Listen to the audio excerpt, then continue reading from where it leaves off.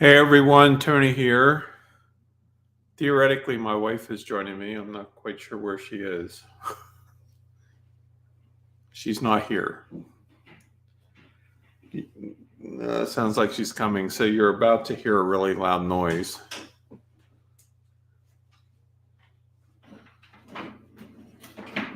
Locking the cats out. Well, And Snicker, somebody pooped on the hallway, so I was cleaning. we're live, by the way. Hi, I'm cleaning up cat poop. That's why I'm late. Locking the kitties. All right, I'm here. I don't know if I can see you. Well, I'll That doesn't matter. What, aren't you? Why doesn't it matter if people see me? Because most of the time they're going to see the screen. Yeah, but right now they see me. Here, let's make it real. Wow. Now all they see is us. Yeah, we're looking over the side because that's where the chat is on the second screen. Yes, seriously, Anne. What about the hot tub? If I check there, which you For would me? normally be there. It's a little warm right now. Otherwise, yeah, I'd normally be there. Yeah, I'm taking full advantage of the hot tub. I feel like I've used the hot tub more in the last month than the last year. Well, it's because it's perfect weather. Well, it's perfect weather, but I'm using it more because we're losing it. So it's like you never have an appreciation for something until you realize when it's going to go away. Yeah, true story. And, well, we have until April 22nd to use it. Thank you, Leslie. This was one of my Christmas surprises for Tony. I got us branded merch, and actually, I might need to position me so that you can see the back.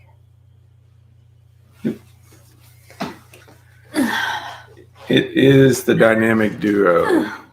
And tonight we're going to talk about something that everyone is going to love. Ha! Ha! That's funny. You're funny. So, what I'm going to do is welcome everyone, by the way. So funny. I'm going to go full screen so you don't have to stare at our twinsy mugs all night. It was my idea. I'm like, hey, we could be matching. Isn't that exciting? And not the accidental matching the same exact Stitch shirts we wore the other day. Smash that like button if that's what you're into. Channeling my inner Peter McKinnon. Peter McKinnon. You forever are going to have that thing stuck everywhere. Sam Newton, we need to take that dude out. He's awesome. Well, he is. But anyway, so hello, everyone. Welcome to Expert Media Webinars. You get two of us tonight, two for the price of zero because it's free. Tony and Kristen Leidig. Wait, does this go up on your YouTube channel as is? Yes. Sorry, guys. I didn't realize that.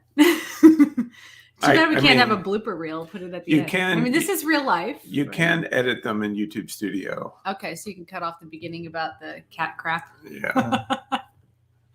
Although it's kind of funny we're talking about transitions. Yeah, for real. It certainly did. When shit hits the floor and you almost step in it, it's not fun. All right. Well, enough about the poo. So, Julia's gonna miss this. So tonight, I thought it would be kind of interesting to talk about transitions because, partly because we're in the midst of it, but partly also because all of you are in the midst of it in one form or another, as you will see. So we have a lot to cover. I'm going to do some teaching first, and then we're going to give some life updates, if you will, with some business of the updates, life updates, lots of updates. We have a lot of stuff going on. Yeah. I mean, the fact that we can still communicate is a miracle. I mean, we always have a lot of stuff going on, but this is like another level, it feels like. Yeah. Yeah. So, anywho, it doesn't want to teach tonight. So, you've probably found this, I know I have, and that is that most people hate change and transition. It's almost like swear words in a lot of respects. Of course, necessary evil perhaps, but Nonetheless, it can be extremely uncomfortable, and sometimes extremely desirable to live in fairy tale la la land, um, rather than True. embrace change. And I'm not just talking about personal life. I mean, everything that I'm going to share here really applies to both personal life and professional life. But the truth is that set it and forget it doesn't work.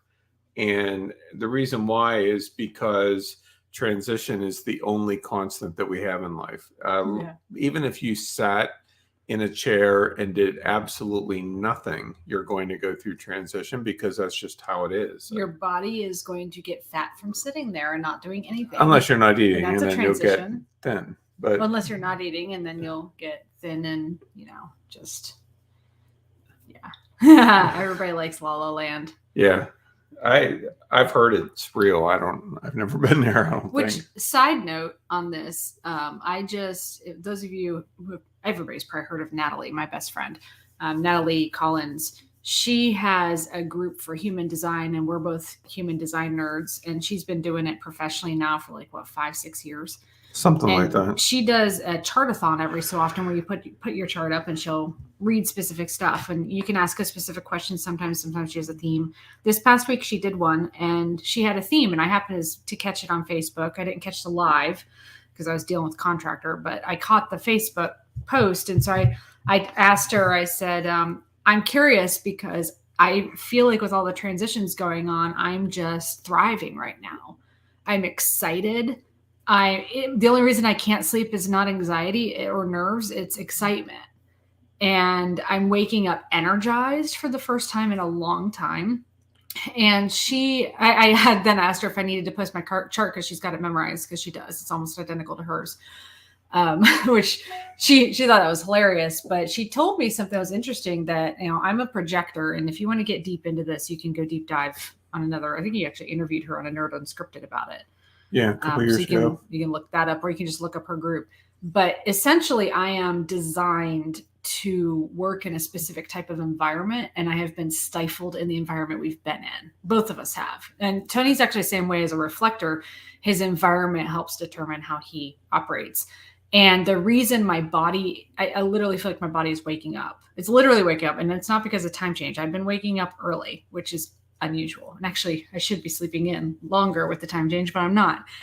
And the reason is my body is waking up because it's finally getting excited and recognizing that all of this change is what it's been longing for years. Yeah. Stepping into this is where I need to be. So transition, while it's always scary, and it can be always scary and stuff, for me, it's been the opposite, at least in this case. We have a lot going on. We've got the sale of everything we own, including businesses. Well, a business.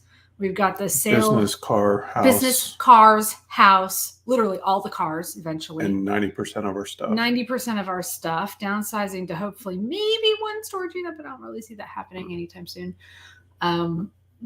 We're shifting stuff like gear that we're using. I'm working more on our YouTube channel. So not this channel, but our Unscripted and Magical Life channel.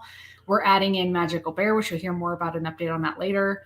There's just so much, everything is shifting all at once. I feel like I'm stepping into someone else's life. Yeah. And yet I'm awake and excited about it. So I do encourage all of you to look into that and see how you work, because how you work in human design can also help you handle transitions in different ways. Yeah. Yeah, it definitely proves out again and again. I mean, I've never encountered any time where something going on wasn't accurately explained by human design, depending on how you're wired.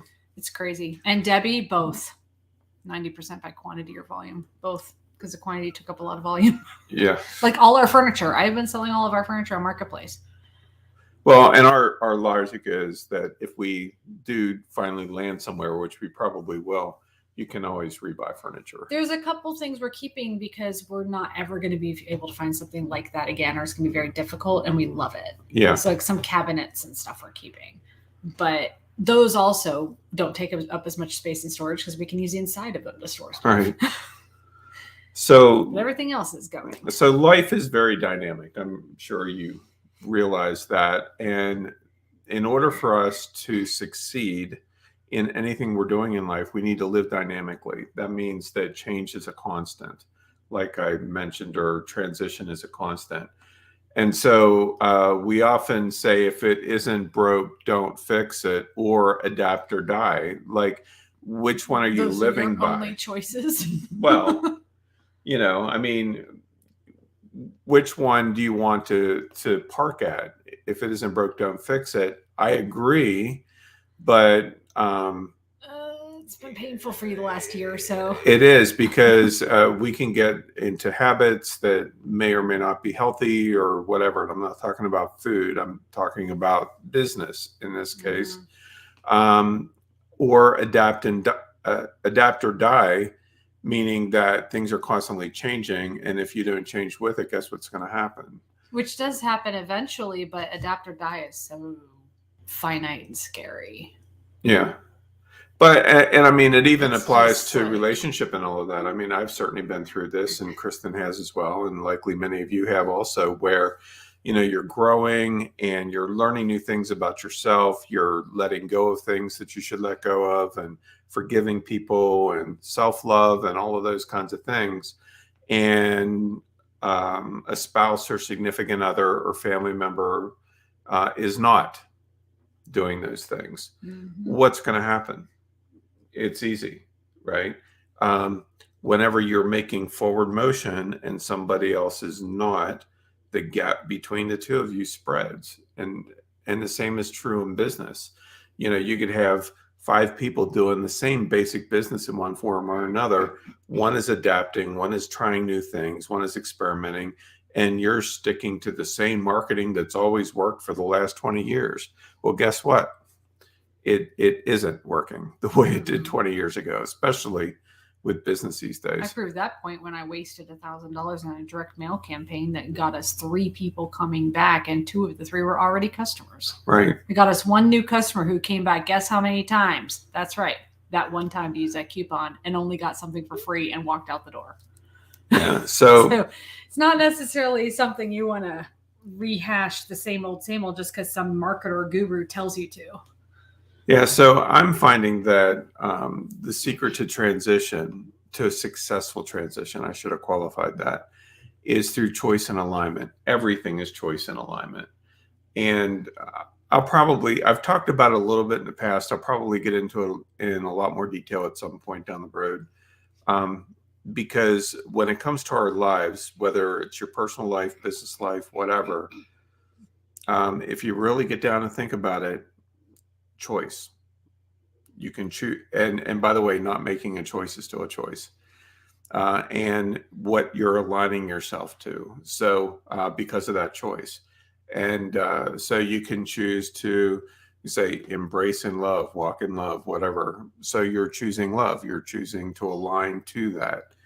Or, somebody did you wrong and you're just unwilling to let it go. It's still choice, still alignment. Is it going to be a good one?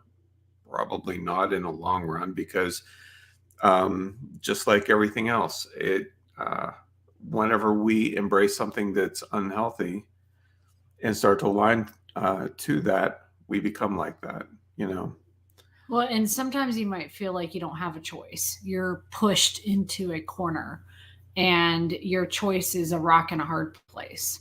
And actually, it was Therese Sparby in one of my first coaching sessions with her, which I remember it till the day that I die. I was sitting on the cruise. It was when we went on the cruise, and sitting up on the cruise deck. And she said, well, what are your choices in front of you? And I said, I don't have any choice. I have to be here. I'm stuck. And she said, well, what's the alternative? And I told her, and she's like, so you have a bad or worse, but it's still a choice. And I didn't really get that at first until she drilled it into me. And when I realized she wasn't talking about that it's still a choice between bad or worse, she was talking about taking back my power to make choices. Right. And when I realized that, and I took back my power and I made one of those choices, when I felt stuck, that's when everything started to change for the better. Because then it's not about, oh, my choices are horrible and I'm stuck in a corner and I can't go anywhere no matter what I choose. It's about recognizing you have the power to make a choice, even if it's a really bad one. Well, and many people live a life of reaction. And Kristen and I talk about this a lot. You can either react or you can make consistent intentional, it should be intentional action where, like she said, you make a choice. You make an informed decision, feel it in your gut, make a choice. And the power is extremely different. Most people, myself included, whenever I was younger and first starting to get into business and everything was based in reaction. And we've all been to a place where things are going on, and we look around and are like, now what? Like, what's left? What's next? We just get into that space, not realizing that even if we have a scenario where it's worse, or like bad or worse, making that choice, well, lesser of two evils, or I got to do what I got to do because that's just how it is right now. It isn't just you making a choice in the moment, the lesser of two evils, or maybe it's the better of two scenarios. It isn't just you making a choice in that moment and then the moment passes. You're unlocking things that you can't even see or understand. It could be in the future, it could be in the past. We're kind of on a sliding scale here. I mean, we're locked into time according to the earth rotating around the sun. But in the reality of things, if you pull back to the zillion mile high view, life is a bit different. And so as a result, it's kind of like solving puzzles. Something that I really enjoy doing is these stupid puzzles that, Yes, you got to rotate this and then shift. I'm trying that to get and rid then, of all of them. He's like, but this one's unopened, but this one's really cool. I'm going to keep and then these. turn this number and then, Yeah. uh, And the one that's downstairs that you still haven't solved. yeah. Every softing pulls it out and works on it. Speak the magic word. And I then looked somehow, at the solution, so I cheated. I know how part of it anyway. right. But every choice that we're making, every alignment that we're making isn't about what's happening right then and there, and then it all ends. No, it's leading towards the future. It's seeding. Right. Constantly. And so that's why it's so important, like what Kristen just said, to make a choice. Yeah, any choice. It's turning. Even if you feel it's the worst choice you can make, you are taking the power back to make that choice, and that is what makes all the difference. Yeah, it's like playing three-dimensional chess in a lot of respects. We've been totally doing that. Sometimes I wish you did the one where it's got the little guy inside the slides so that people could see your hands, because that was such a good demonstration you were doing. Mm-hmm. His hands are like going crazy with all these like motions that just they help. But they helped your point. Yeah. They helped illustrate.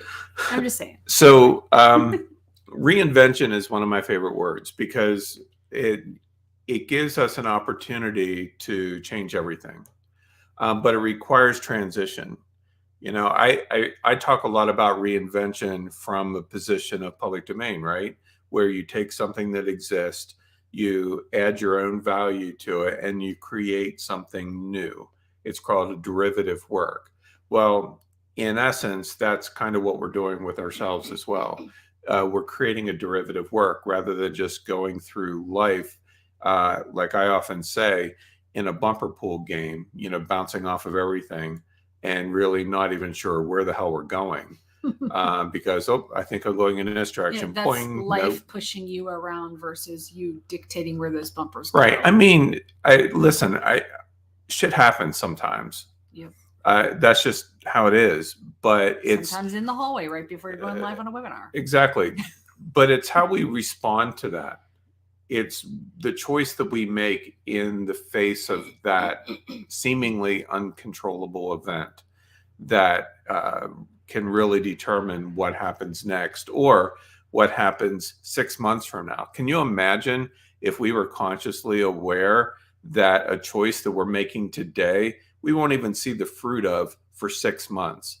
And then all of a sudden we're 6 months down the road and it's like, oh, okay, now I get it, right? And so you could say that we have to kind of live by faith in a sense and trust our gut that it's going to lead us in the right direction. But also, one of the things that I just recently realized, and I commented on it in a post that I made on Facebook yesterday, some of you might have read it. Transition can mean letting go. And sometimes letting go can be extremely hard. Like yesterday, I had sold my Mustang, and a guy came to pick it up to drive it up to the person who purchased it, who lives in Ohio. And as I was watching him load it up and lock it down, and it was like an enclosed trailer and everything, I just started thinking about why I owned that Mustang to begin with. And it was because of a memory that that was really important to me, related to my dad before he died. And so in some respects, I've kind of felt like letting go of the Mustang, because I took him out in a similar Mustang just a few short months before he died. That by me letting go of the Mustang, I was letting go of my dad. But in reality, I already did. I already let go of I mean, he's been gone for 13 years, right? So, but still, that memory was and still is precious to me. But for where we're heading, the Mustang didn't work in the equation at all. No. You can't we could pay $150 a month to keep it in storage, which is silly, and it doesn't help the car at all. And I mean, counting the Mustang, we had 3 cars. Whenever you're going on the road full time, you need one. Yeah. And that's the one that's pulling the fifth wheel, which we don't even have either, right? So none of the vehicles that we have right now are going to serve us. Yeah. So the picture that I got whenever I first started thinking about something to write yesterday regarding the car was, like whenever you're on those, I forget what the official name is, the rings, like where you're swinging from one to the next. Trapeze rings. Yeah. You can't grab hold of the next one and continue your forward motion without letting go of the one you were holding on to. Yeah. And you're so gonna have your arms jerk out of your sockets of your shoulders, and it's going to hurt really bad. Right. So obviously there is a timing to the whole process of letting go, but I'm amazed at how many people that I talk with, even family members, even myself at times, how we are so anchored in to the past for one reason or another. You that talk with yourself? I do. Wow. Well, me and the voices in my head, they all just have at it, and I just sit back and listen, But so, being anchored to the past isn't going to help anybody. Ultimately, we have to let go. And so it kind of reminded me of, the saying, you can't teach an old dog new tricks. Well, what do you want to be? Do you want to be the old dog, or do you want the new tricks? I'm a big fan of new tricks. I mean, I turned 60 this year in another couple weeks. You keep saying that, but I still don't believe it. I know. I'm turning 45. I'm aging backwards. You kind of are. Yeah. You're as young as you feel. Most of the time I feel young. Except when I don't. Except when we've been working in storage for 10 hours. Yeah. Then we both feel old. And so also transition means saying goodbye to habits. This is hard. And habits can be challenging. I mean, Kristen and I decided to just go for, the full trifecta, right? And change our diet, change how we live, change our stuff. I mean, we just went for it all. We're even changing our pets. Yeah, we're even changing our pets. We had 3 cats, soon to be 2 cats. Yeah. And so it means saying goodbye sometimes. And that can be challenging. But one thing that I'd like to put out there is that very often we build this something up in our heads of how hard it's going to be, that we actually make it harder than it needs to be. Always. And so why do that to yourself? And most of the time it's because our habits make us comfortable. Yeah. Even if they're bad habits, even if they're not serving us anymore, it's what we know. Yeah. And what we know is comfortable. Yeah. I mean, honestly, for me, switching to a vegan diet was not easy at all. Well, and it was your idea. Yeah. I was not planning on that. And you're like, this is what I want to do. And I'm like, okay. And then you start doing it. And I'm like, what's going on with you? And we're Who are you? 9 months now? Yeah. I'm loving it. My body loves eating this way. Yeah. I mean, just the lack of inflammation. We're not 100% vegan because you did get some insight that you needed some tuna or some fish, something in the tuna. And what's interesting is as soon as he started eating tuna like 1 or 2 times a week, that's when all of the shifts started happening with things falling into place with selling the car and selling the house and even people reaching out to us about our business. Like all of that happened after that. I didn't think about that. Yeah, we talked about it yesterday. Yeah, but there's also some serious decisions that we made. There were some very serious decisions that we made throughout that transition, throughout that time. Maybe we'll talk about that a little later. Yeah, it was crazy.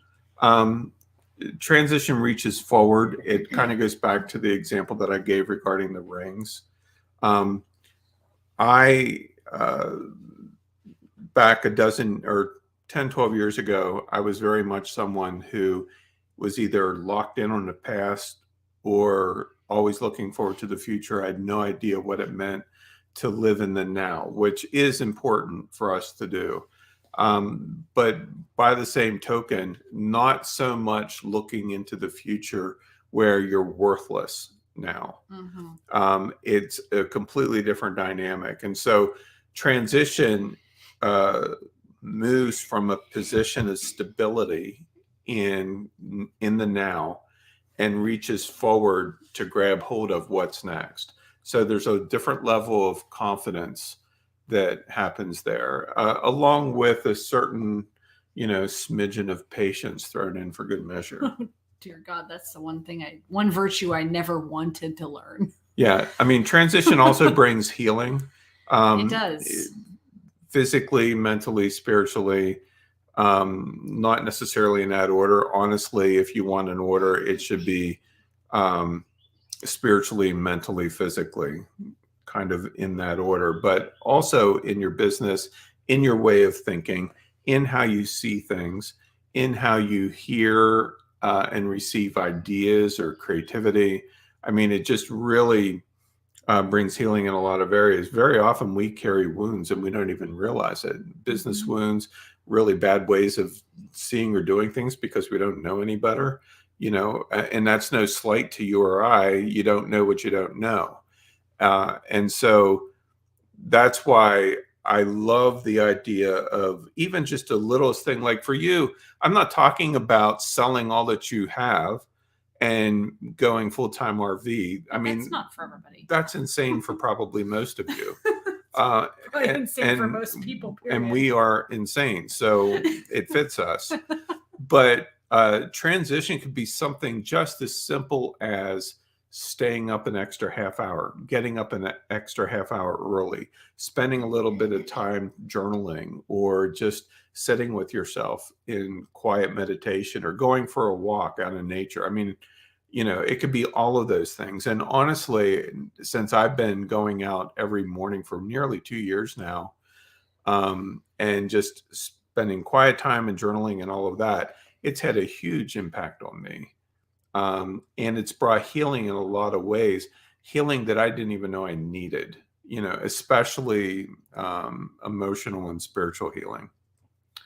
And then transition also faces fears. It's really easy to look away because we don't want to face it, whatever that thing is that we don't, we've built it up in some cases, so much so that it paralyzes us and it stops us dead in our tracks. And I'm not just talking about personal fears or whatever. It can be fear in business. When I first got started in business, I was terrified of building an actual, LLC type business or whatever. Why? Because I had no understanding of how the paperwork would work and getting all the taxes right and working with payroll and making sure all the I's were dotted and T's crossed and all of that. When I used to be in that same mindset, fearful about that stuff. And it was us starting to interact and needing to hire employees and do it the right way that forced me to make that choice. It was a push, and I had to make that choice. It was a rock and a hard place choice. It was okay, I choose the rock, and it is not necessarily a pretty crystal, but it's a scary looking black thing that I have to carry around with me because I have to, do all these things and get all these ducks in a row through the business side of things and legally in order to make the business legal. Or I could just keep doing it the way we've been doing it before, a little bit kind of on the side under the table, not make it a real thing. So do I want it to be real, or do I want it to just remain a hobby? And once I faced that and started digging in and learning about it, and I met with some experts and I talked to some financial advisors, and I realized it's not really as scary or as difficult. There's companies out there that help you do all that. And that's what I do now. See, my solution was just to marry up. And you did. Like, I can teach till the cows come home. Yeah, but bookkeeping is not your thing. Nope. But it is yours, and you're good at it. And I don't necessarily enjoy it, but I've got a brain for it. Yeah. All right. Also, don't allow excuses to be a roadside attraction. I love that. And that's so brilliant. What I mean by that is, we're all on our path, whatever that path may be. And sometimes, it's just easier, it seems, to make an excuse for why things are going sideways rather than take an honest look at it and say, okay, so what different choice can I make right now? And maybe there isn't an answer to that question, but always be asking questions, especially of yourself or to God or your higher self, or however you believe about all of that kind of stuff. I'm not here to debate religion one way or the other, but it's really easy to get distracted on our path. And before you know it, 6 months are gone, or a year, or 10 years are gone. And we find ourselves, when we finally wake up out of that stupor, going, how the hell did I get here? Like, what happened? And nobody should have to live life that way. I mean, and the reality is that we don't have to. And so transition really is the road less traveled. You don't have to worry about crowding because most people are unwilling to do it, unfortunately. And, Kristen and I were talking a little bit earlier. She had lunch with my daughter and everything, and we were talking about different things. And I'm not going to get into the conversation, but I wasn't there. So, Dad was the subject of some of the conversation. And I told Kristen, I said, it just kind of emphasizes the point that my family don't even know me at all. They have no idea what I do for a living. They have no idea my belief systems or anything like that. And so as a result, they don't see cause and effect in my life. I do X and Y happens. And so because they haven't experienced that, they're clueless. It's easy to stand on the outside, and look in. And probably all of us have experienced that in one form or another, being misunderstood or whatever the case may be. But transition really is the road less traveled. Now, I will tell you that, I'm not standing there as a cheerleader selling flags to everybody saying, let's go do transition. Yay. Usually it's more like, transition. I won't say how I normally respond to this stuff. There's expletives involved. Yeah. Use your imagination and a lot of pacing and sometimes a slightly louder voice than normal. Yeah. I mean, I don't want you to think that I figured it all out, but what I have. How many stages of grief are there? 7? I think about 50. So there's the 50 stages of grief that usually happen within about an hour. I feel like I've experienced 50 stages of grief. That's because you keep going back to the beginning. But the one thing though that I can say with certainty is that I've gotten to the point in my life where I've recognized the value of it all. And so it's kind of like, treating your body for a wound. It's not going to feel the best at first, but there is a healing process that happens. Now, it's a little easier to accept some transition when you recognize the value. So I want to talk a little bit real briefly about 9 reasons why transition matters. And then I'll leave you alone and talk about business stuff. First of all, transition matters because of change. We're going to change whether we want to, would like to, whether we think about it or not. Change is going to happen in every area of our lives, business, personal, otherwise. That's just how life is. It's going to change.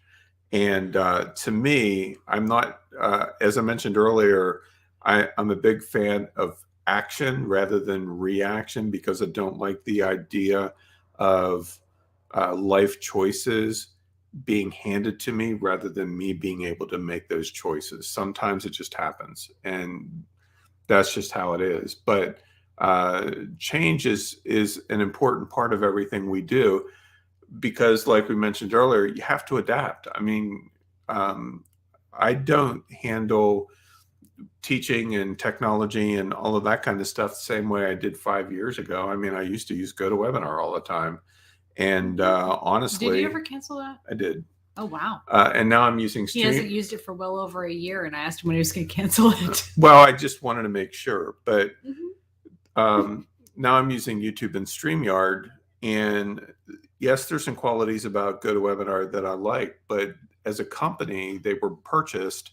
And the company that purchased them have this really bad habit of introducing these unreliable qualities into their software. And GoToWebinar was extremely unreliable. It like I would have guest on, or I would be a guest for somebody else, never get an email notify, have no idea how to log in.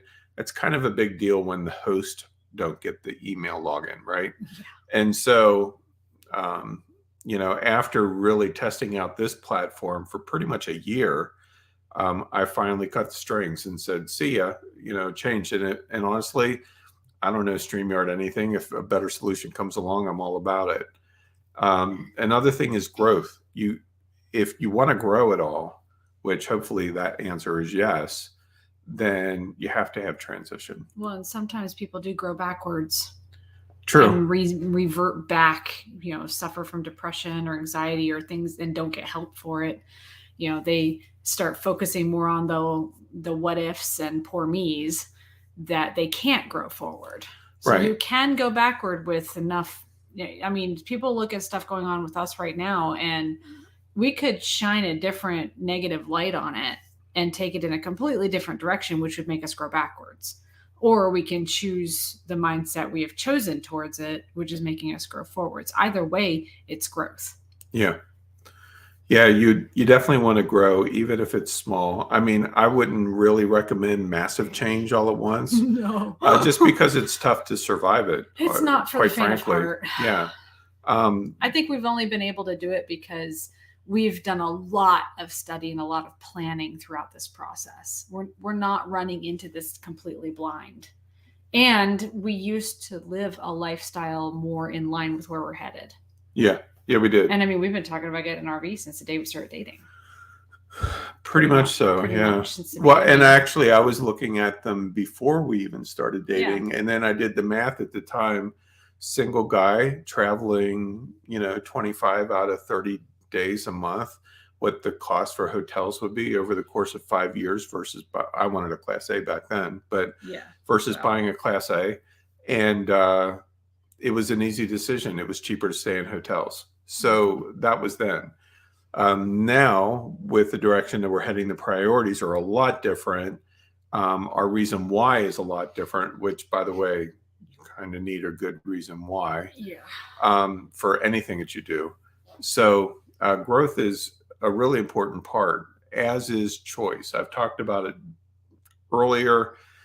Choice is like, you can not make a choice and have the choice made for you, or you can just say, you know what, this is what we're going to do. Lesser two evils, whatever you want to call it.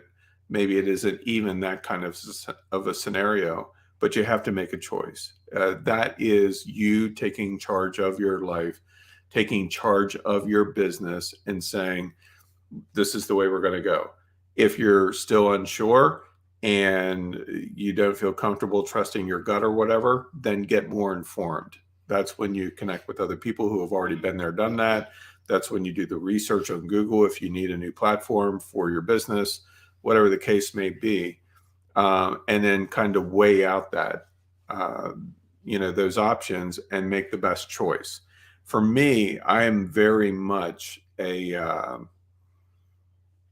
choice made on inspiration kind of person. I get alone, I get quiet. Sometimes I might shuffle and draw from an oracle deck or something like that. But I found that it works really well. And especially lately with the deck that I've been using every morning. That thing's been insanely accurate. I always start off shuffling the cards and saying, what message do you have for me today? And it's just it's a gorgeous deck. It's called Into the Lonely Woods by Lucy Cavendish and Dan May. It's also, I believe, the only deck that you have available right now because they're all packed. No, I have 5. You have 5 out? Out of 50 or so. I was going to say. Dangerous to have Hay House and Llewellyn accounts. Oh, my word. For wholesale. But anyway, and so I always ask as I'm shuffling it, am I doing something mystical or magical? Is Satan peering over my shoulder? None of that, right? It's a real simple explanation. We are scientifically built on energy. You could call it light. It's vibration.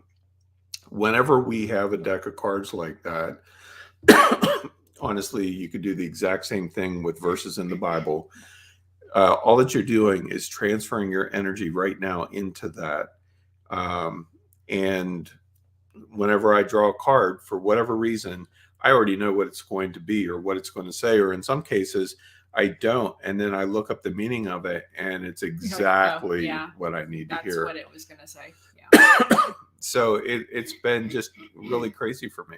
But you know what? If that's not something that you would want to do or choose to do, there's nothing wrong with that.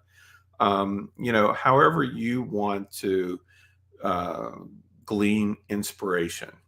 The reality is that there's a lot of different ways of tapping into something beyond ourselves. Also, goals. Good idea to have them. We tend to take an approach of writing our goals in chalk, just because sometimes you get it right. Sometimes you adapt. You need to pivot. Yeah, pivot is a good word. It's like, well, I thought that I really wanted this until I got it, and now I don't really like it. I don't know what I was thinking. And that's okay. Then we're presented with this choice of, do I get down on myself because I made a wrong decision and now I got to live with it and blah, blah, blah, and on and on and on, or do you just shift, and adapt your goals accordingly? And so like the goals that we have right now are relatively clear. We have them written down. We know exactly what we're doing, and we're working hard to that, to the extent of downsizing 5,000 square feet to how much? 438. Is that what it is? Yeah. So our apartment is 438 square feet, right? So I was there today. It's a lot. I told the landlord, I said, this is a lot smaller than what I had in my head. Yeah. So when we first looked at it, stuff tends to expand to fill whatever room or space that it has. It to fill the room. And so, if I had $1 for every time I have said in the last couple months, what the hell were we thinking? He says it like multiple times. I could just retire. I mean, we'd be done. But why don't you drink something real quick? Yeah. There's a point in storage going through the bins. Usually hits about an hour and a half of the way into the process of sorting stuff that he just stops, puts both his hands on either side of the bin, hangs his head in shame, and says, "What the hell was I thinking?" Well, whenever you hit, other words, thrown in whenever you hit like bin number 10 of the same dinosaurs, like little. And no, this is not inventory, guys. This is not like we had to buy 6 of it for the store because that was a thing. This is personal. These are dinosaurs he chose to keep on a shelf somewhere. Yeah, finally it just becomes comedic, where you just my God, we're putting dinosaurs in these boxes for auction, and I'm literally putting dinosaurs in every box as we come across them. And I'm like, they are going to have a field day opening our stuff because everyone's going to use more freaking dinosaurs. Yeah. Well, I mean, we had a toy store with focus on dinosaurs. And wholesale accounts. With Papo and Schleich and all of them who make the best dinosaurs. Yeah. And so, of course, I had to have at least one or apparently 5 of each. There were several duplicates in there. But anyway, I digress. Goals. And expansion. Our goals are changed. Our expansion's in a different direction now. We are contracting, which is a good thing. In some ways, our rock collection's expanding, and that still is going to be very interesting in the RV. Yeah. Well, you got to have them. But transition matters because of expansion. That's kind of the goal here. Not that you're out to get more stuff or anything like that. We're just joking. Not really. Not really. But there is an expansion that takes place as we grow. And like for me personally, the most important expansion that I have is my own understanding of things. Because you can have a dozen people look at the same scenario, like experience the same event that happens, and you're going to have 10 completely different points of view. Until perhaps somebody explains it to you in a different light from a point of view that you'd never considered before, right? So what happens? You expand. That's what I mean by expansion. It's a form of comprehension to where, you didn't know what you didn't know, but now all of a sudden you're presented with more information, and it expands your understanding, which is a very good thing. Whether personal life, business, doesn't matter. Also adapting, transition definitely means adapting, because sometimes we get it wrong. Sometimes it's beyond our control or whatever. And again, personal life, business life, doesn't matter. And so we adapt rather than run and put our head in the sand like an ostrich. Which a lot of people do, unfortunately. And then they wonder what happened to their business while their head was in the sand. Exactly. Flow. I'm a huge fan of flow because everything flows in one form or another. It's just kind of how life is if you think about it. And it actually ties into expansion. Like this morning, whenever I was up in the mountains, I was thinking about, I wasn't so much thinking about it. I was challenged by this, about the process of the stream that I set by every day and how it's always flowing, right? Well, I mean, do you really think that there's that big of a reservoir of water somewhere up there that's just naturally filling that stream so that it flows on a regular basis? Of course not. And you could say, well, it rains, and then the rain kind of trickles down into small streams, and then bigger streams, and then bigger streams, and then eventually, and that's exactly what happens, right? But somehow, automatically, it seems like the stream that I'm sitting by is always flowing. But yet within that flow, there's a lot more that has to happen, right? The water's got to eventually reach a larger body of water where it starts to evaporate. And then the water molecules go up into the clouds, and then they start forming together until they get heavier, and then it becomes rain, and then it flows down the stream, and then the whole process keeps going over and over and over again. And now nobody needs to go back and take 8th grade science. Right. That is flow. But here's the thing.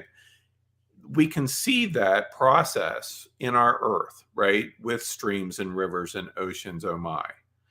But the truth of all of this is that our own personal lives work the exact same way. We just don't see it as such. You could sit there and kind of think about it. It's like, okay, so if it works the same way, what part of my life would represent the stream versus the evaporation from the lake versus the formulation of the molecules and then forming the rain of the snow? So we're evaporating right now is what you're saying. No, I'm not saying that at all. Well, we sort of are, though. In a manner of speaking. Going poof away. Yeah, but it's not going away. Right. It's going up into other people's places. Something to noodle on. But and that's kind of where I am. This is like how our conversations are when we're listening to Meditative Mind at night, or when last night was a whole doozy, but like we're in bed and not quite asleep, and he'll say something and suddenly it launches into one of these crazy discussions. We wake up in the morning and start talking, dinner conversation. I mean, this is like what we talk about all the time. But the thing is, like, I'm challenged with this stuff, It's not with a these bad thing. downloads that I get. Yeah. I didn't even tell you about today's. No, you didn't get a chance to yet. You've been in a mood since I got home, so I've been kind of avoiding that because what mood? You've been processing, and I thought it might have something to do with the Mustang and all of that from yesterday, and maybe whatever you got this morning already. Well, not completely, but no, it has probably more to do with today's download. Probably because it was insane. I mean, just really. Are you going to read it as an example to the kids here today? I don't know. Let me reread it here real quick. But anyways, flow, very important. Alignment. We got to be in alignment. Well, today's download was a little bit about the flow of the water and everything, but there was one thing that they said.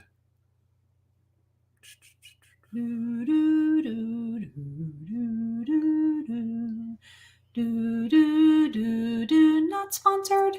Yeah. They started talking about how consciousness connects to this process of flow that I was talking about, and how if you think about water molecules and assign it to atoms, you think about lakes and assign it to galaxies or things like that, it would imply that for flow to happen the way we think it does as human beings and all of that, that it would imply that every atom, every galaxy, every planet, all of that has consciousness. But weren't we talking last night about how what if the Earth was an atom in a much bigger being? This was part of our conversation. That's what we were talking about before last going night. To bed. He's like, so what if the Earth was an atom in a molecule, which was our solar system, and then the molecule is part of some other, like a nucleus or something, which was our galaxy, and then our galaxy was part of whatever the like next the level. cell. Yeah, the cell, and then every galaxy out there's a different cell of one ginormous being. This is what he says right before bed. It's no wonder you had that download this morning. That is not a surprise to me. See, Mark understands. Mark he gets it. Yeah, Mark, you already do hear some of this stuff. We've talked about some of this. Well, not but this. This is what my life is right now. Right, Ellen? You mean it isn't? Well, we had a very interesting that is so weird how it does that. I know, I don't get it. I don't either. So the last one on this slide is completion, and rightly so. So completion is knowing whatever that being looks like. What if it's just a big blob with like 20,000 tentacles? Yeah, with nerd glasses. Nerd glasses. This is our universe, and every universe is a different being. So yeah. Obviously, I don't have any fun. Some of the insights that I got this morning definitely took me up against my understanding, my level of understanding. Yeah. Like I just couldn't get past it. Look what Anne says. She's apparently on board with the whole Earth atom thing. Yeah, I mean, I need to get more clear on some of that before I share it. I will share it sometime. This last 5 or 6 days worth of downloads have been so over the top. Mm-hmm. Just really. Yeah, this is your brain on Tony, right? Exactly. Oh. So one of the cool things about transition, we're talking about 9 reasons here and all the other stuff I said, but there is a completion part of the process. Eventually. And then you face another transition. Yeah, and I'm not talking about, see, how do I want to say this? Recycled consciousness necessarily, but there is a level of completion, like you're done. And that doesn't mean that, like in a business sense, that you wouldn't revisit something again perhaps in a different form. I mean, if you think about it, I've been teaching on public domain content for 15 plus years, right? And my points of view on it 15 years ago are certainly different in some respects than what they are today. And so to me, completion is moving the ball forward until you can't move it forward anymore based on your present understanding of things. And then you gain more understanding. Maybe it's a new type of product that comes out. Like 5 years ago, using public domain together with AI software wasn't even a conversation, right? The technology didn't exist. And now it's normal. Many of us do it all the time. And so it isn't that I ran out of things to talk about on public domain from a product creation perspective. It's that things are constantly changing. Things are constantly growing. We got new choices, all of that kind of stuff. We're transitioning. Another 5 years from now, the role of public domain with regard to product creation could be completely different again. Who knows? Probably will be, quite frankly. And so, just let this stuff sit with you and adapt it to your circumstance as you see fit. If you want to just maybe take a couple of these points and apply it to your business, so be it. If something resonated with you with regard to your personal life or something, awesome. If all of it sounds like I'm speaking nonsensical tongues, then that's fine too. I'll just wake you up. I was saying some things to my daughter the other day, and at the end, I told her, I said, thank you for using, how did I say it? Dad Counseling 101. Yeah. I'll send you an invoice for $500. Yeah. I don't know if she appreciated that or not. She probably thought I was joking. I'm quite certain she thought you were joking or trying to be funny. I should send her an invoice. That'd be so mean. That'd be awesome. Especially with what she's gone through right now. She would, yeah. She would not appreciate that. It would probably freak her out because she wouldn't realize it was a joke. Yeah, probably would with what she's dealing with. All right. So anyway, that was my transition brain dump for tonight. Now let's shift gears just a little bit. And I haven't, just FYI, I haven't really been paying much attention to the chat. I know it's been very quite active. Very active, and I really appreciate that. Nonsensical Tongues sounds like a new band. That would be an amazing band name. I like that, Sandra. It's actually we need to get nonsensicaltongues.com just for the fun of it. It's got to be a metal band, though. Well, yeah, with tongues. All right. So how we're taking a lot of this and applying it to what's going on with ourselves. Like, this is all coming from somewhere, right? It isn't just the random ramblings of an older man. Yeah. He's like, this is what I'm thinking about talking about tonight. And I'm like, you might want me there. So this is definitely, as we've alluded to earlier, there is sorry. No, I don't. Good point, Liz. I've been telling him to sell them all. I have been. They've been getting downsized too. Yep. I'm under 400 now. He even downsized his apps, guys. His apps. Yeah. Like his art apps and stuff. He buys every one of them. You guys may not realize that, but he buys every single app he teaches on. Well, I've said that before, but I think they joke. They think I'm joking. No, he really does. And he'll keep paying for it every year and every month, even if he only uses it for the course. So I've gotten on to him about that. So it's easy for us to talk about this stuff because we've been living it. And we've kind of alluded to that some. And it's been a good thing. We're not complaining or anything like that. But we're making choices rather than reacting. And that's been the biggest lesson, I think, for me anyway, to learn how to make it choices rather than reaction. Yeah. Yeah, like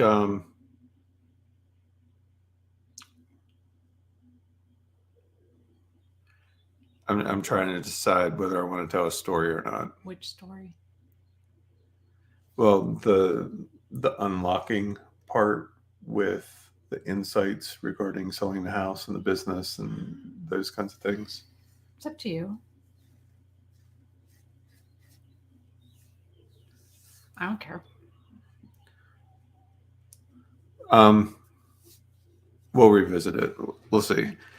Because that is going to be covered a little later, right? Yeah. One of the things that we found and that we really try to do is whenever an idea comes to mind, to not dismiss it, but to set with it, especially if it's a guidance kind of idea that pops into minds. And what we found lately is that those have been really amplified, so that whenever we take action on them, they actually we're seeing like almost immediate cause and effect.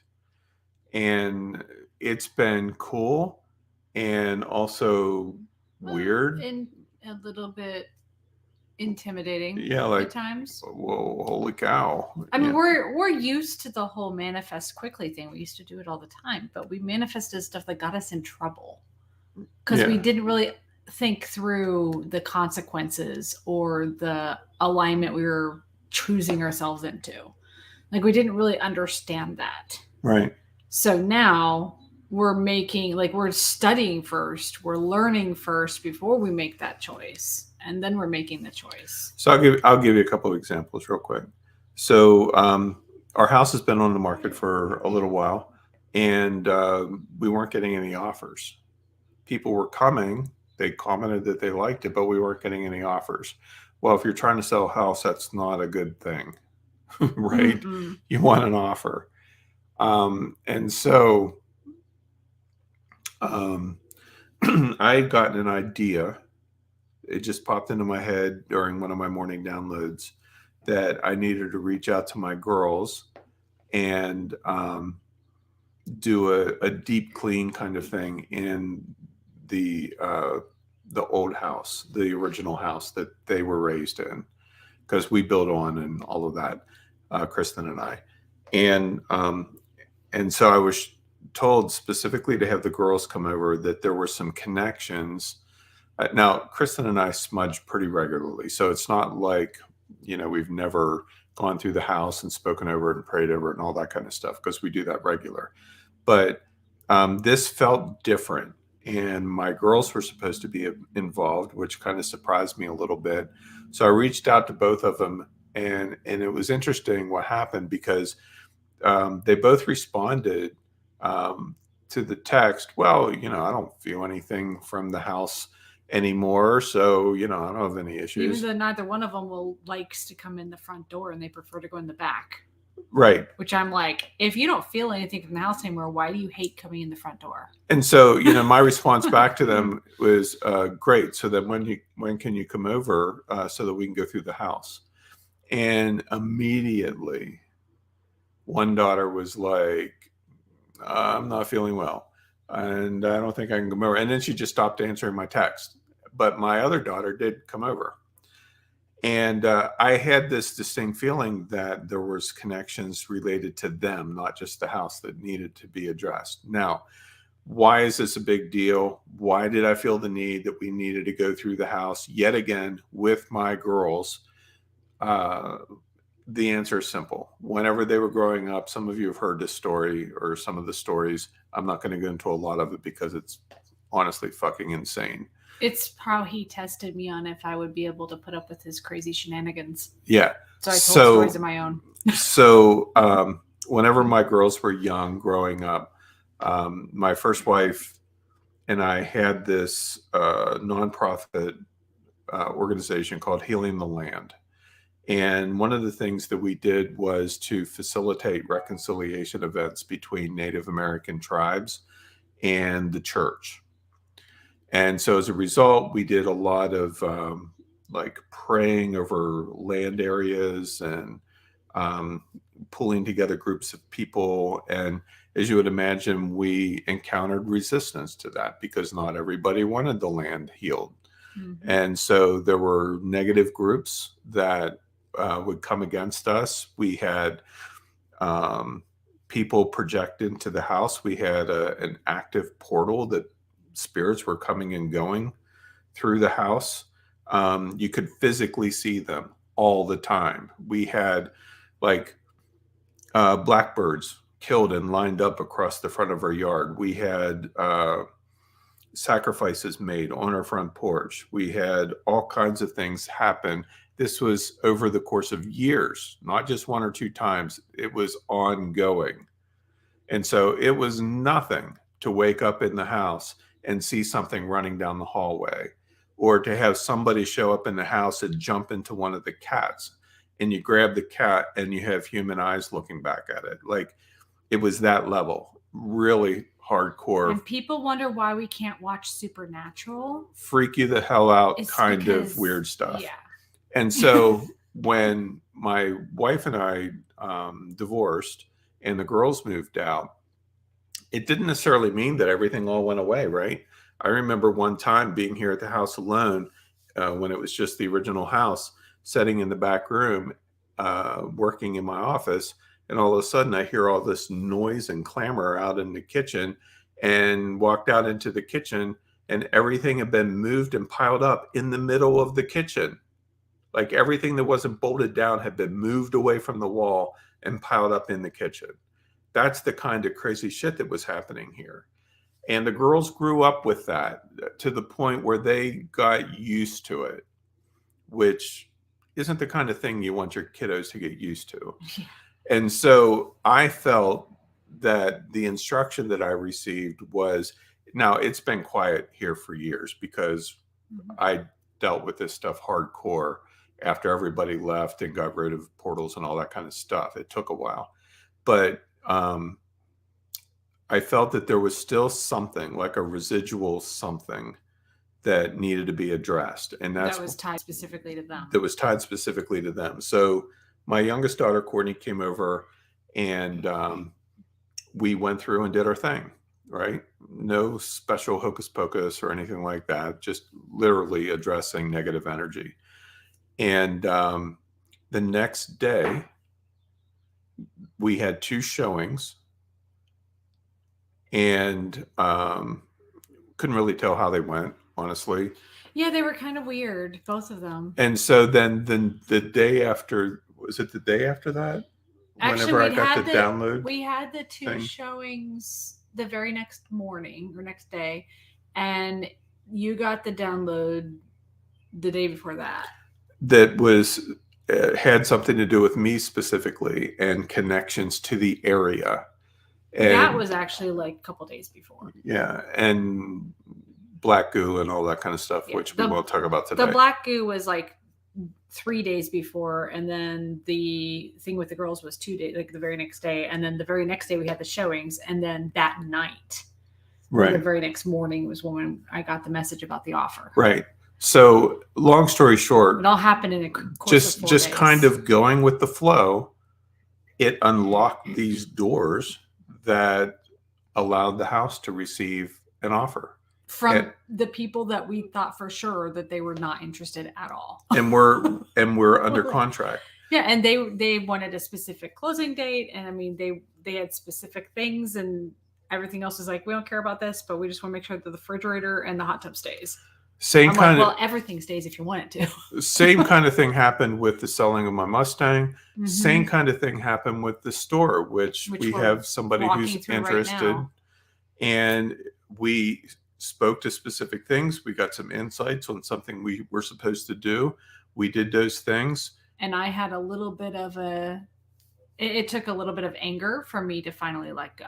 Yeah. Something local happened that just got me up in arms, and I was furious, like beyond furious. And I said, you know what? This town doesn't deserve us. We don't belong here. We're closing the store, and that's that. And I set together a timeline. I worked out the discounts. I got everything put into the calendar. And then 10 minutes later, I got the email. So what happened here? So what happened? What took place? We let go. Mm-hmm. I finally felt like I let go. That's all that happened. We let go. And literally, just through those actions, which were really inspired actions, even though some of them were frustrating, they were inspired actions. And by us saying yes and making the choice to act on those, it unlocks something.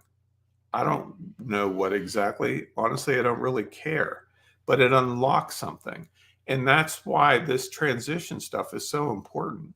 We have to be quick to say yes, not to the point where we make mistakes, but where if we get an inspired thought that comes to us for anything, personal life, business, sales, it doesn't really matter. It all is the same at the end of the day. But whenever we take those actions, it unlocks something. Like the courses that I teach and some of the things that I share on us making stuff with AI and all that fun stuff. Do you think that's just all for me experimenting? Nope. No, it isn't. A lot of it is inspired downloads that I get where my slides are written in my head. I just type them out. And I mean, I shouldn't be sharing some of this probably. But not everyone has the ability to tune in the way you do, but not everyone activates it. Right. And that does make things a little bit easier. So I'm not trying to sound weird or woo-woo or anything like that. It just is what it is. And I have no apology for it, but I'm not special. I guess that's my point, is that I don't have a special gift and I haven't plugged into something that nobody else can access. That's just bullshit. You're special to me. Anybody can. Well, I'm uniquely me, but everyone else is too. They're uniquely them. Therefore, nobody's special because we're all unique. And then my daughter Ashley is Uniquely 3, which is the name of her business. She actually has a business called Uniquely. So Uniquely You, I think she changed it. Yeah. So let's talk a little bit about how this is playing out. So Magical Bear, some of you are familiar with, which actually we can legally put the circle R on the text now. Oh yeah, I forgot. I got a picture of the certificate. I forgot to tell you about that. Oh, we did? In the mail? It's supposed to be coming in the mail, but I got a photo of it from, I guess they did a scan of it or something and gave it to our IP attorney, and she sent it to me. Oh, awesome. Or maybe that's just how they're doing it now. I don't know. Well, yeah, because I had logged into Tess a couple months ago. Yeah, and saw that it was there, but this is like the official. Trademarks are taking for freaking ever. How long has it been for us now? A year? It's been about a year, yeah. Yeah, March. What's in her name? I don't remember. I know it's on there. I remember you telling me about her just the other day. But anyway, so Magical Bear, we started working on that about a year ago. And those of you who are in the behind the scenes Magical Bear program, we're going to talk about that a little bit more in a minute. There it is. Woo. Got emailed to us. So I reread the class to make sure it was right, and it is. Awesome. So trademarks are taking about a year. Yeah. And if you have trademarks that you want to file, the IP attorney that we're using now is pretty awesome and cheaper than the previous one that we used. That's weird that it's filed under. It was filed in March 2021, and it's registered February 2022. Okay, so 11 months. March 20th to February 22nd. So 11 months. That's crazy. It's as a service mark, and I was thinking it was as a TM. So we've been working still on Magical Bear behind the scenes, and we have some new videos coming soon for those of you who are in that. And we've had lots of changes, transitions, expansions, additions, specifically with regard to Magical Bear. There's just been a lot of kind of thinking through to make sure we get it right and what we want to do versus what would be cool to do. Mm-hmm. They are not the same thing. Mm-hmm. And so one of the additions that really just came up the other day. Yesterday. Yeah. This was yesterday. That was the other day. And you already have all these ideas. Yeah. I'm like, well. Is that I'm going to launch a series of courses specifically within the context of Magical Bear. Yeah, so this will be a different portal than Expert Media Hub. Yeah. It's going to be it's under that business, totally different business. Actually, a different LLC. And I have a lot of lists that I'm going to be sharing with you here just to kind of give you an idea of how I'm thinking. I am not making a commitment that all of these will happen in a timely manner. Remember, we're moving in 2 weeks. Yeah. It's been a little challenging just to teach the courses I'm teaching now. Yeah. And so here's just some ideas of what I've been thinking about Magical Bear course-wise. This is going to be Magical Bear is more of a metaphysical type of brand. And so these courses are going to be pointed in that direction. Which is why they're not going under Expert Media Hub. Because while some of these could be taught as just a basic how-to, this is strictly in the metaphysical crystal world type sense. Right. So one thing that I'm thinking of, and I just got the download for this yesterday, which... That's a different title than you told me. I know, I changed it. You told me it couldn't be changed. I changed it. Set. Fine. I said, Luma, look here, bud. I'm changing the title. And you said, do whatever you want. It's your life. Right. So story scripting, designing the life of your dreams. I don't want to get into all the details of this, but it sounds very surface and it actually is not. But this is the one that we actually talked about. Yeah, I'd have to teach the whole thing for you to understand it. It goes a lot deeper than what we talked about tonight. How to design, create, and write your own Oracle decks. I have talked about prompt cards and those types of things in the past. But that's a little different. We're going to take that wisdom and apply it just specifically to Oracle decks. How to build a metaphysical products business. We're kind of doing that, so that's easy. It's not easy, but it's an easy addition to your list. Easy to teach, I mean. Yeah. Product sourcing for a physical products business, which in our case is Magical Bear. So how to find vendors and all of that kind of fun stuff, which sometimes you can be too successful at that, I will say, because then you want to buy all the things. Leveraging print-on-demand products in your physical business, niche journals, guides, and trackers. So some of these are, like Kristen said, are very similar to stuff that I've taught in the past. Or similar to stuff that could be taught under Expert Media Hub. And he might do an Expert Media version. Right. Of some of these. A lot of this that I'm sharing here is like 24 to 36 hours old. So you're really getting the... And like we said earlier, we write everything in chalk. Right. So none of these may happen, although I'm pretty sure they will.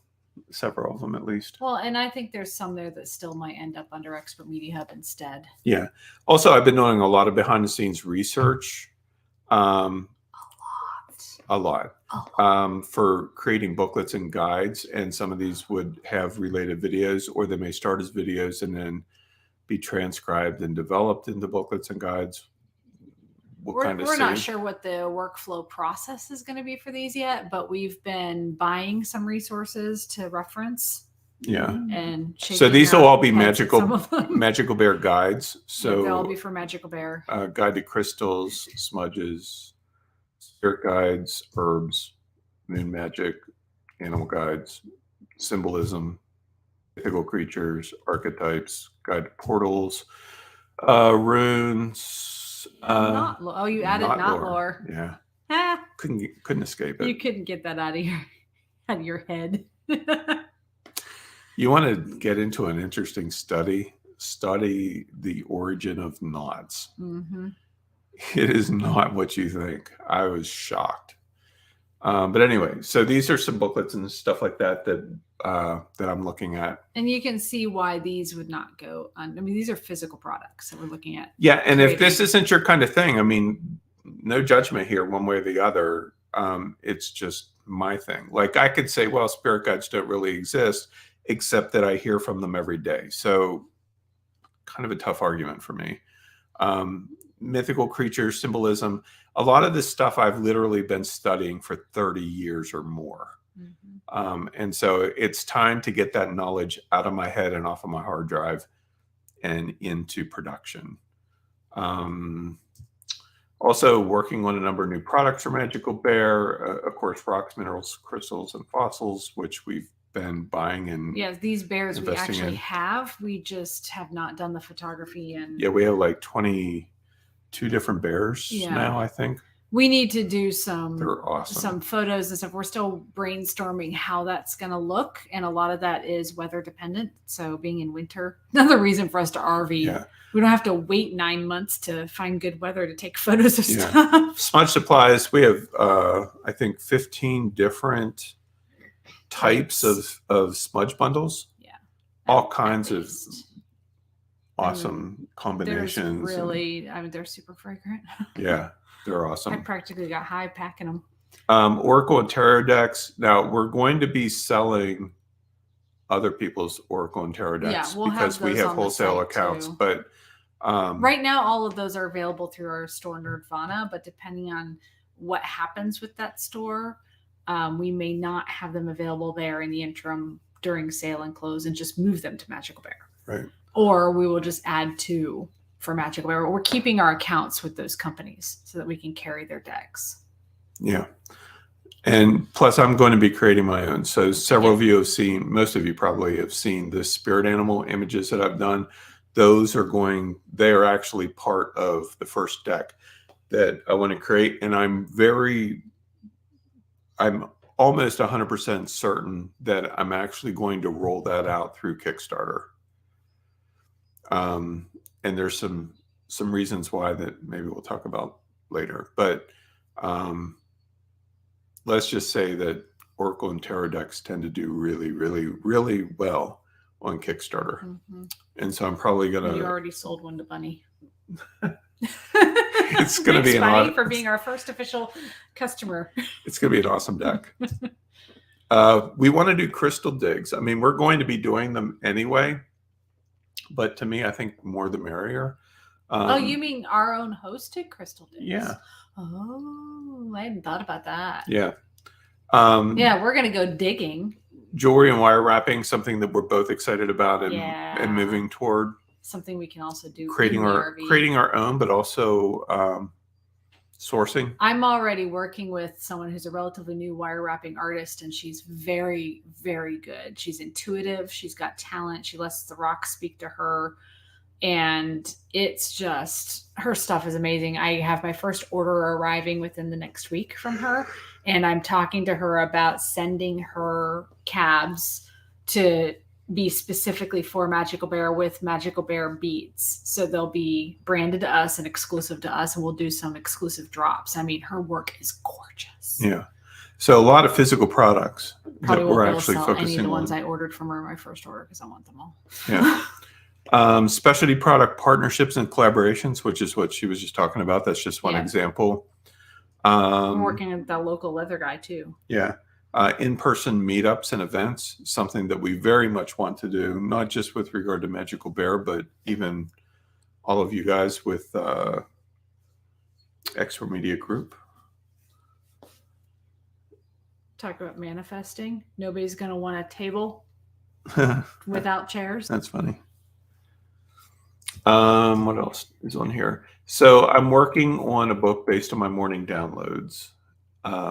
And I've been getting them for nearly 2 years, mostly every day, unless the weather's really bad and I don't go out. And even then, I usually come back to my office and put on headphones and a mountain stream video on YouTube and then have at it. Not that the stream itself is magical, but it just helps me separate from everything else that can be distracting. So right now I've written around 90,000 words, a little over 90,000 words, not counting transcripts. I've transcribed some of the teaching that I did for Nerd Unscripted, whenever that was, 2 years ago, last year.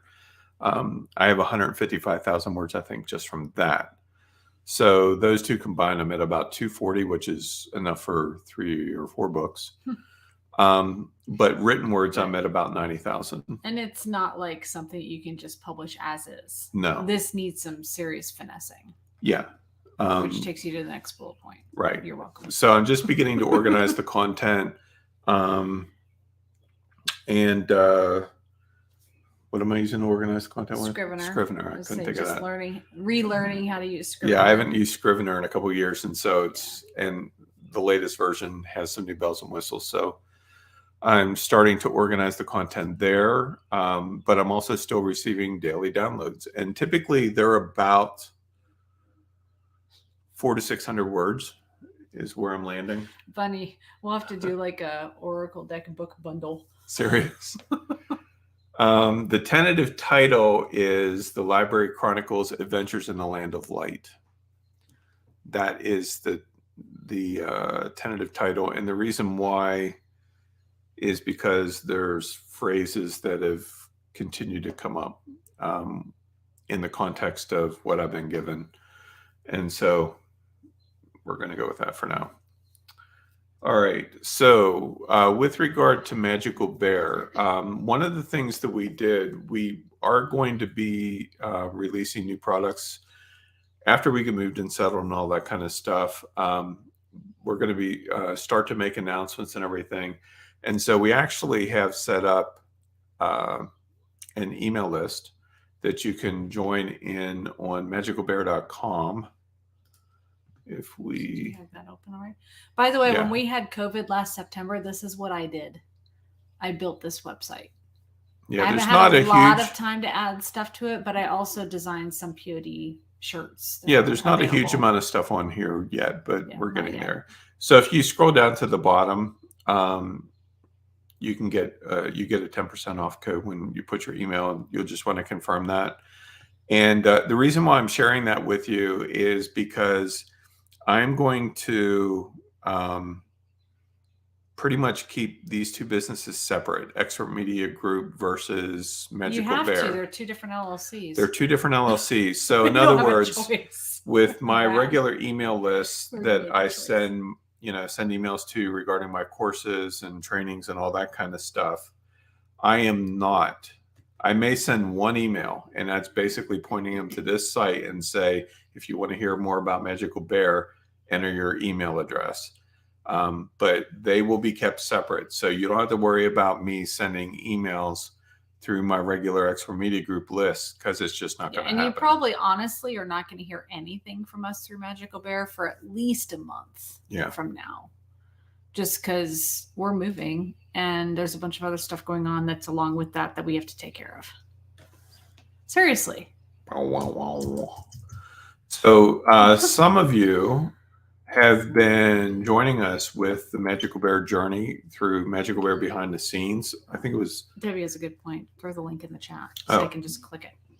Sure. Here's this one.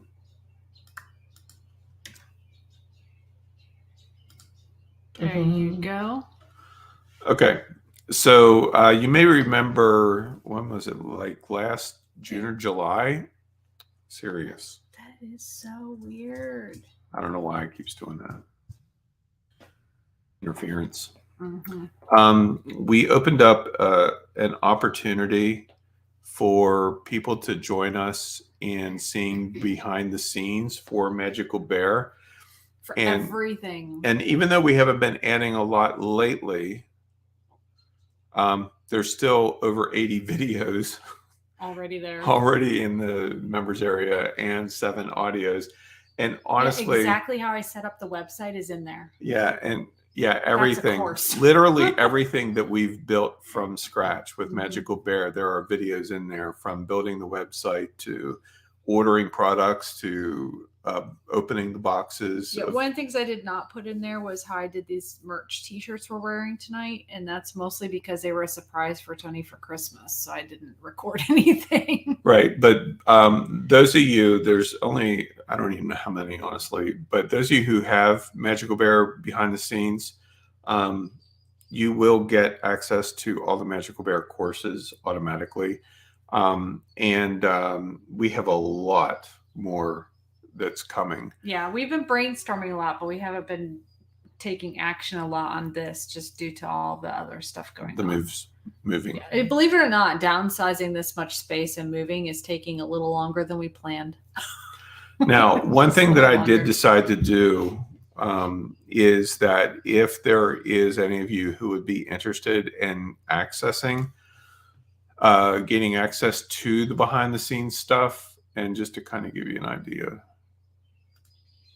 like this is the members area for behind the scenes. Yeah, the members area is in Expert Media Hub because we have not created the course membership area for Magical Bear yet. Right. So the behind the scenes is all here. You can see we have it all categorized. Some of these are the audios separated, or are they part of? They're separated. Okay. Some of these are just us chatting, and then I'm like, wait, we should be recording this. So I start the audio recorder on my phone, and we're just chatting. I mean, they're entertaining, if nothing else. Yeah. But here you can see how we set up the online business sites, product production, product creation and design, branding design, content research. There's several courses in there. Product research. Yeah, I think there's 60 hours, is around 60 hours of video training already. I'd say the brainstorming audios are the most entertaining. The rest of them are very informational, step by step. Yeah, like I normally teach, Yeah, pretty much, but without a lot of slides. A lot of demo online. Yeah. Like a lot of, those demos. Brr. So if you want to join, I am opening it up again. Yeah, we've had it closed down, believe it or not, for a while. It is not a weekly course. This is a sales page. You'd want to watch this video that explains a little bit. It's almost half an hour long. But you can see how much is in there right now. And yeah, if you signed up for this back when we launched it early last year, you automatically have access to all the Magical Bear courses that we're going to be putting up there. Yeah, you were definitely one of them who signed up, and so there's nothing you need to do. Yeah, you guys won't have to do anything. And did we decide it's a certain number of courses, like the first 10, or indefinite? I don't know that we decided on. I don't think we decided yet. I thought of it yesterday. You should see the look he just gave me. I don't know. This is a 24-hour-old idea. We're in our uncharted territory here. Well, you thought of this a few minutes before going live. You told me about it. Yeah. You're like, so I think I'm going to do this. I'm like, okay. But you can see on the sales page here some of what's included. This is not a $47 deal. Okay. It's actually higher than what the original rollout was. It's $2,000. Or 6 payments of $400. Which are automated. Billed monthly. So may or may not be for you. I won't be offended either way. I just wanted to give you an opportunity to jump in if you wanted to. Yeah, the July 2021 update was what did we cover in that? It was like where we're headed moving forward with Magical Bear. And none of that's changed. We got COVID in September. So that enabled me to do the website. I'm just going to do this because that's annoying. Go forward. There you go. And then the whole thing with the house happened right at Christmas. Yeah. And plus, fourth quarter in retail, I took a break from Magical Bear to focus 100% on the store because that's where my attention needed to be. So nothing's really changed much since that July 2021 update. I'm sure we'll do another update after we move. We've been talking about it already. Explaining a little bit more. Yeah. So check your Expert Media Hub to see if you already have access to Magical Bear behind the scenes and dig around in there if you do, because I guarantee you there's some major gold in there. And if you don't and you want access, then go to that website there. Right. And one last thing, but wait, there's more. There's wait. I decided I'm currently teaching the latest hacks course, Illustration Volume 2 or Image Volume 2, Image Hacks. And I decided that I wanted to do something because I appreciate you guys constantly showing up and engaging and all of that. And the hacks courses have been some of the most popular ones that I've ever taught. There's, you can see how many are on the screen? 6 times 3, what? 1, 2, 3, 4, 5, 6, 7, 21. Oh. I think in reality, I've taught, this is number 22 or 3 that I'm teaching right now. And I have more ideas. There's actually a poll on Facebook in the Facebook group for Expert Media webinars, asking for input on future hacks courses. There won't be any new ones until at least May, probably. But I decided to put them all on sale for $44 because I like the number 44. Even if some of them originally were 67 or 97. Yes. So I'm going to be emailing about this tomorrow, but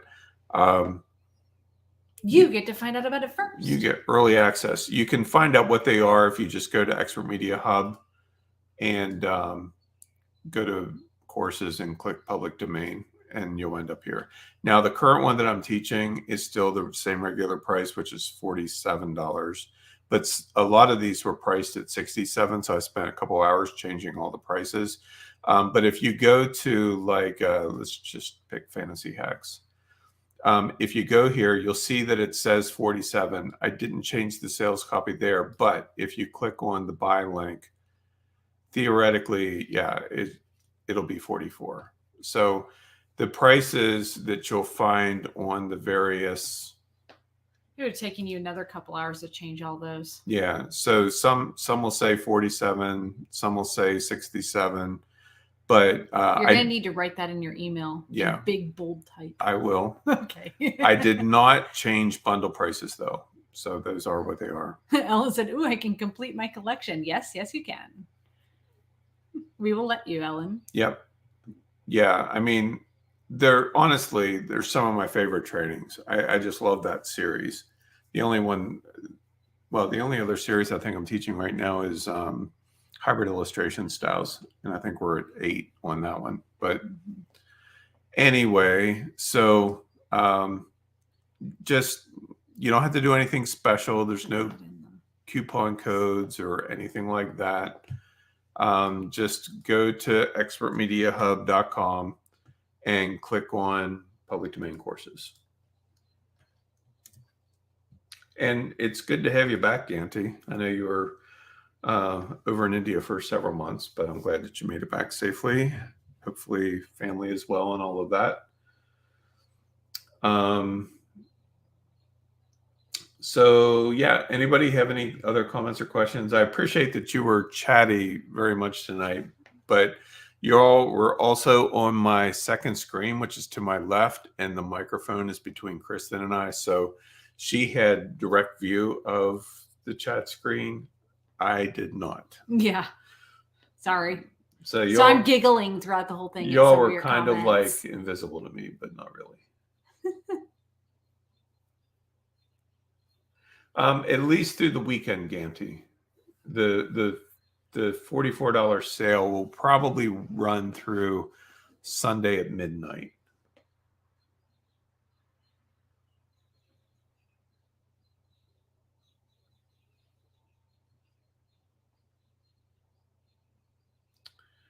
All right. I'm going to take a quick scroll back. If you have any comments or questions, we covered a lot, and I talked a lot tonight. Yep. So sorry about that. You always talk a lot when you're teaching. Tony talks a lot. .com. Well, I was thinking more like Sir Lancelot, except Tony talks a lot. Tony talks a lot. Oh, man. What does that mean, Lancelot? Runs around with a big stick? Lot. He does. Haven't you ever seen the pictures? Mr. Public Domain? Yes. I mean, of course. Yes. Aw. Ganty, I'm sorry you guys struggled with that. Oh, that's awesome. Yeah, my mom turns, what does she turn? I don't know. 79, I think, this year. All I'm saying is they better find gold tonight, Anne. Yeah, Oak Island comes on at 9, a new show. We're running to Lowe's to look at something. Oh, shoot, we are, aren't we? What were we looking at? I don't remember, but that might need to wait until tomorrow because I sold the table and she's coming tonight, I think. Oh. I'm waiting to hear back. This has been my life. I've been glued to my phone because I've been selling everything in Marketplace for the last several months. I can't wait till that's over. Well, thank you, Ellen. I appreciate that. So cute. Oh, she'll be here in 20 minutes. Okay. So we could still make it over to Lowe's in time, maybe? Yeah. Yeah, okay. Her name sounds familiar. I don't know why. I think I know her. I mean, she does sound familiar. Sorry. No, I don't know her. That's her. Oh, no, I don't know her. But she actually reads, which I appreciate. You wouldn't believe the number of people in Marketplace that don't read. I literally had to put on there, every single listing says if you have to ask a partner for permission or don't think that you have room or need to wait to find something out in order to be a yes to this, then please don't bother messaging me and wasting both of our time. I think that's how I word it. Something like that. Yeah, it's sad that you have to put that in Marketplace, those really things. But we had a guy who was all in on the Mustang. All in. Like, I'm ready to come bring cash now.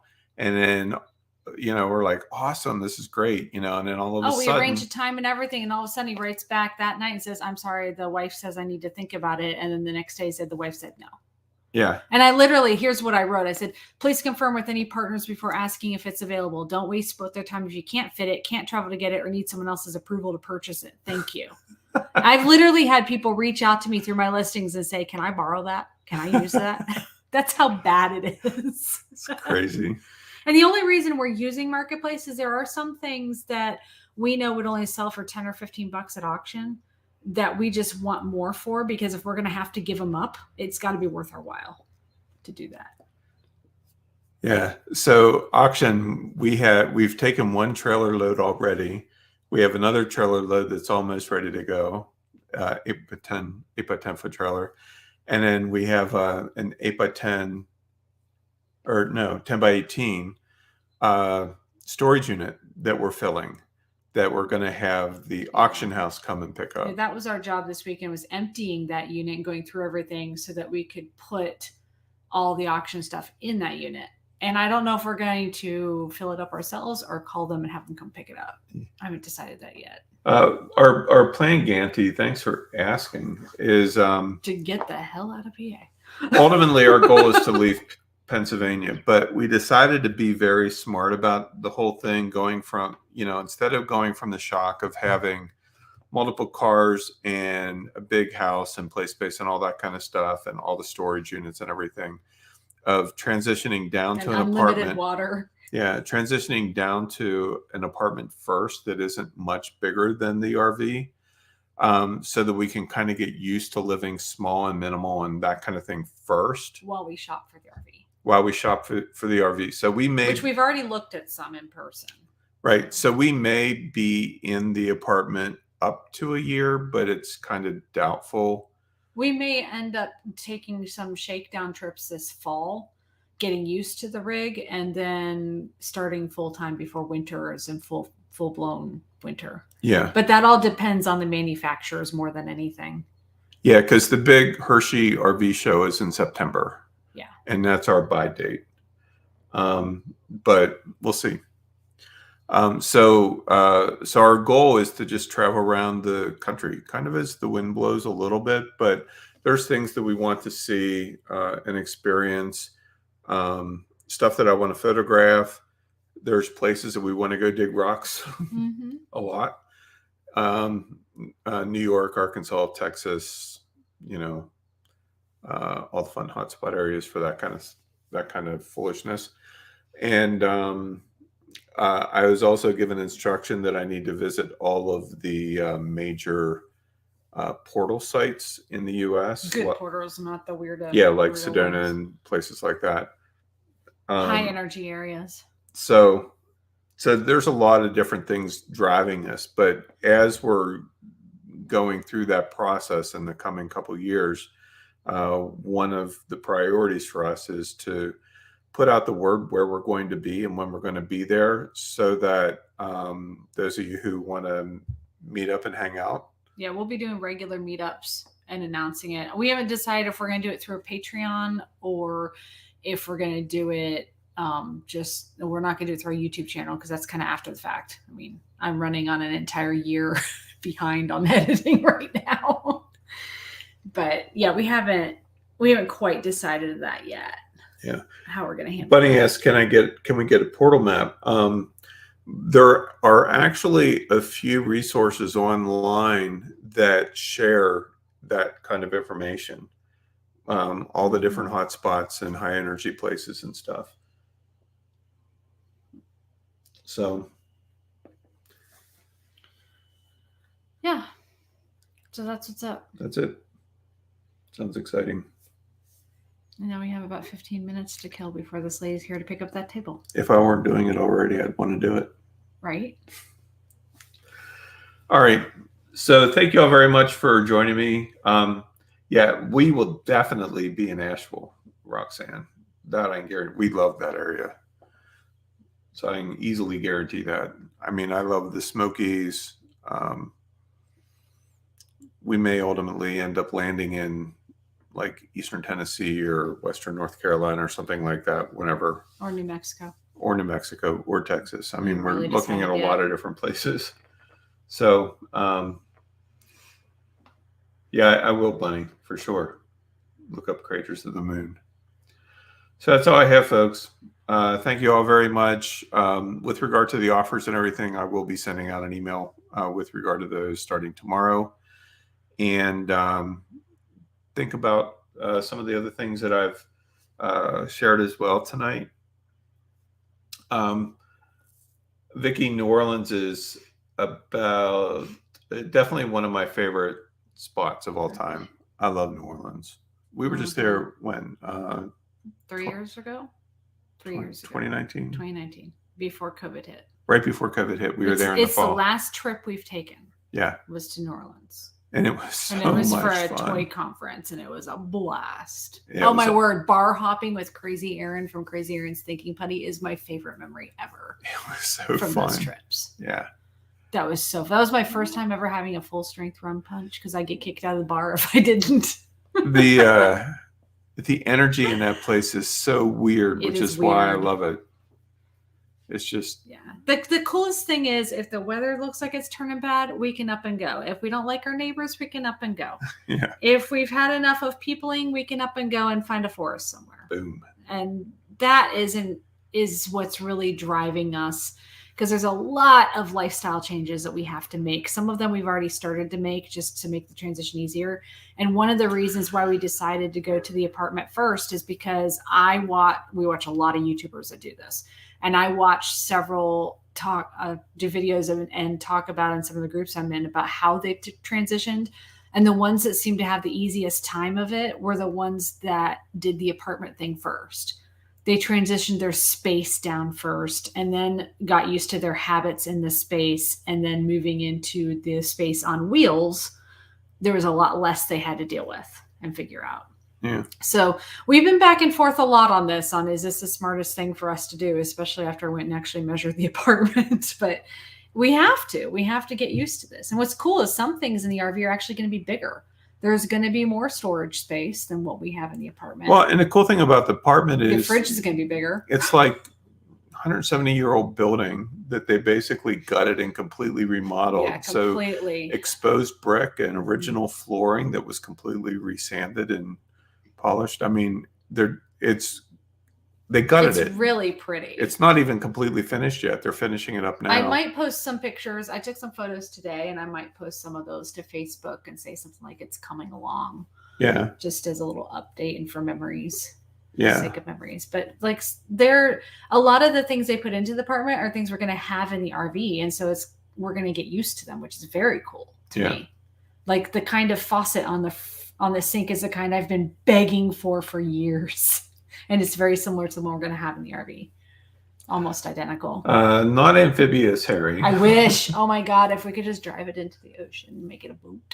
I was going to say they're called boats, but no, they make amphibious RVs where they are a part boat, but they have wheels. Oh. You can drive them right down a boat ramp, and they become a houseboat. Well, I can envision Super cool. I can envision us striking out for the 50 states thing, just to be predictable with the magnets and everything. Oh yeah. So we'll have to go to Hawaii. I mean, to do that, and Alaska.